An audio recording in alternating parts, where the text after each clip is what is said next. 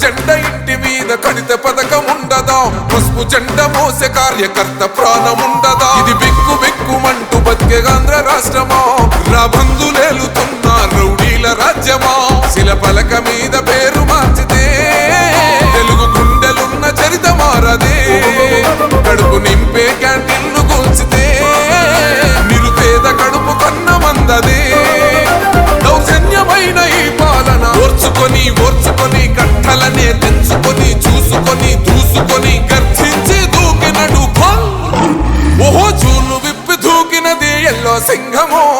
దడుసుకొని ఉరుకుతది rowdy సంఘమో